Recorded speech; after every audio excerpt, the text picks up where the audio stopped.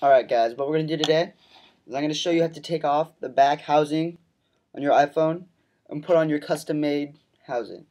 I've got a Transformers housing right here that I'm going to put on mine. It's pretty BA, I know.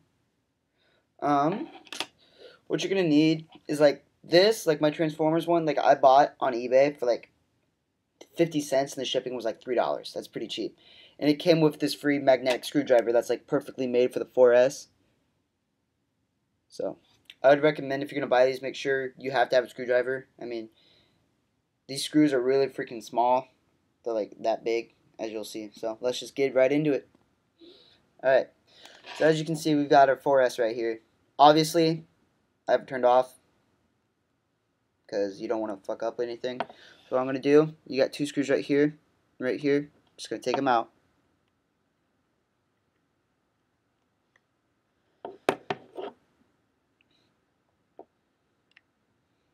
Hold on a second.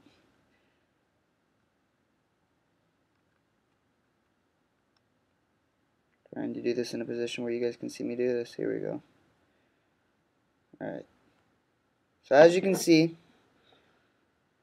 these screws are so small that you can't even see them. Barely. I mean, the screws are so freaking small, it's ridiculous. So you're going to take your screw. Make sure you don't lose that, because that's very important. It's very hard. iFixit will show you. iFixit will sell you like a whole screw setup for a 4S for like $12. So for screws, that's pretty expensive, I think, honestly. But it's whatever. So there's my second screw, right there. Alright, then what we're going to do, this is very easy. All you're going to do is you're going to push up, and you'll see it will feel it slide up. Then what you're going to do, there'll be a little gap between the cover and the top of your 4S. Just pull the gap a little bit. And then you'll see that cover will come off of your 4S, and you've got your whole phone right there. Be sure not to drop this or anything. This is why we turn it off, because this exposes everything. So then what we're going to do is we're going to take our new cover. We're just going to put it on the top, kind of. Make sure that there's just like a little bit of gap like there was with the other one. Make sure you push down all the sides to make sure that it's on. Then you're just going to push it down.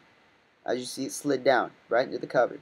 Oh, my phone turned on now. So I accidentally held the power to turn it on, but it's not that big of a deal. So then now all we're going to do, we're just going to put the two screws back in. As you can see, there's no screws there. So we're going to take our magnet. Let's put this over here. Spare parts.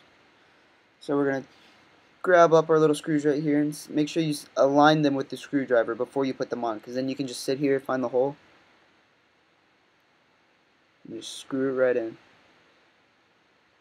Pretty easy. So it's just like I tell people that it's better to break your back housing than your front housing, because if you break your front housing, then you have to take off everything inside the motherboard, and you have to take out the battery.